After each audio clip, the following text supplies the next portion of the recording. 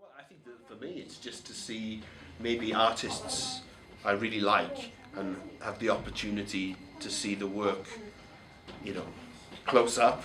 And also, I think it's just, it's just because London's such a cultural sort of city. You can sort of like, you know, go out, enjoy a day out, go to an exhibition, meet friends. It's a nice social thing to do. But essentially, it's about going to see the work. So if it's an artist I really like, I make the effort to go because it's something I want to see because I like the artist. Oh, I think I can get the new list, the more update exhibition in London. Everyone you can learn and see in first time and newer than other world. I think it's very great to see the exhibition in London. Okay. Maybe for a student, this is part of our life. You must to see the new things and change them for yourself and will become your part of your design or your idea. School, people can learn more about things in the museum and like a social activity and family activity on Sunday and Saturday. Yes. I think exhibitions for me are sort of 50% entertainment and 50% learning. But I'm the kind of person that I enjoy learning things, so I like to go to exhibitions where a noisy door. I like to go to exhibitions where I'm stimulated, mentally stimulated, and sometimes a social occasion. I don't really go to exhibitions on my own. So I always go with someone. If I go with someone from my family or friends or girlfriend or students, it's something that you can talk about, right? Yeah. Inspiration, also, mostly I will discuss with my friends. They're from other country and different field, and I think that from the communication and share idea with others will be a good thing to inspire my ideas. Okay. Yes, if I have free time, I will go to different exhibition or gallery in London because I think it's really useful for me. Because when I saw some interesting part of art or design, I will draw some picture in my sketchbook, and I think this is a really good hobby in my life. Oh, so you can.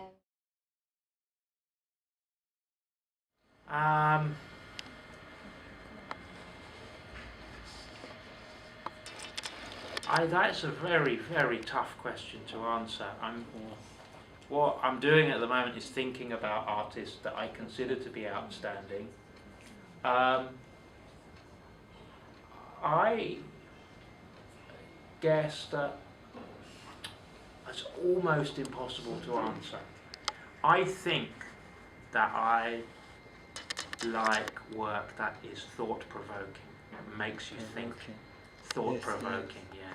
And I think an outstanding artist or a great artist will make you think. An outstanding artist will make you think in a way that you never thought before. So they can actually influence you to change your view of the world. It doesn't have to change your view of the world completely. There are many, many artists I go to think and they make me feel like I was right, I knew that, right? But when you go and see something that actually challenges your idea of the world, maybe that's what an outstanding artist is. I'm not confident in my answer to that question. I don't really know the answer, but that's my first thought. Very good point, I think. Oh, okay. Oh, that's a great question. I don't know. I mean, I think it's something, something personal. I mean, I think any kind of art you like is always a strong emotional response to it. So I mean, I think it's very difficult to sort of like pinpoint one particular reason. But I mean, maybe an art of a certain period in time, a certain school of art or a group of artists who you really like. But essentially, I think it's just something you have a strong response to, which you think, right, I like this, I want to go and see it. As for outstanding artists, I think he must be concerned about the social issue. There must be find some problem in our social and in show their idea in their own way to let other people know and let other people to come up with solve this problem together. And I think this is very important part to be the outstanding artist. They could have a piece of artwork is very beautiful, it's very impressive, and another the piece of artwork could be have a value, like inspirations for another people to look at it, or when they design something could have can help people to learn about them, I think. Who is your favorite? His work is really famous. Most people like it or expensive, but sometimes I think it has a little different part. I don't like it. Maybe the juicer, the lemon juicer. I also think this is not a functional product. Do you think? Yeah, he's an excellent artist. He tried his best to create something to make our life better. So I think he is. I remember in Shanghai, I went to the Mirrors exhibition. It's a wonderful exhibition. I can experience I can experience his process of the creative work.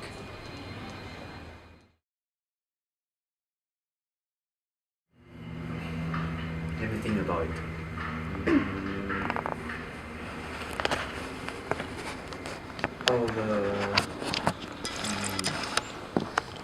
On the Serpentine Summer Gallery is about the architecture design, and I love this exhibition. Oh, that's a difficult one. I mean, there's two which stand out for the last few years.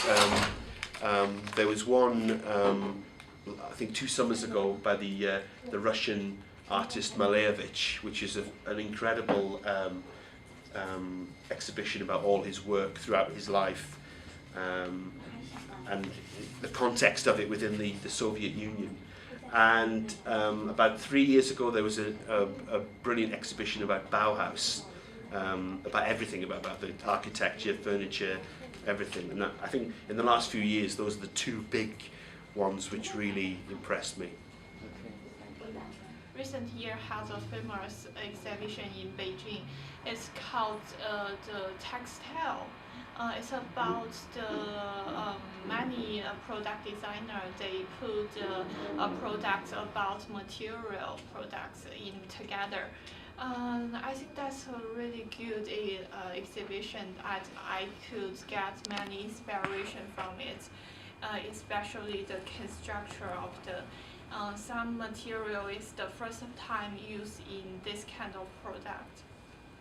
I really enjoy it, and maybe it's a surprise because it's not the kind of thing I would expect to enjoy, but we went to an exhibition based on and inspired by the textile designer Missoni. I can't even remember his name now. Massoni, something like that. At the London. Oh, we all right? Yes, you're right. Okay, so we went to this exhibition at the London Fashion and Textile Museum, Yes, I know. and I actually liked the parts. It wasn't entirely exhibits of this guy's textiles and fashion. There was 2 or 3 different sections of artworks that were related to either. There was a room of futurist and abstract and cubist art that inspired him, and then there was another room of a lot of art that used light and movement that was news to me, was very popular in the 60s and 70s in Italy, where he was working, that connected up to his clothes. Actually, I didn't like his textile designs very much, but the other things in the exhibition I enjoyed a lot.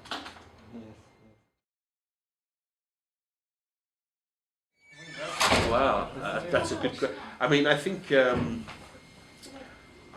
don't know, I mean, I'm sure there are some artists who are, you know, natural and they can just create things.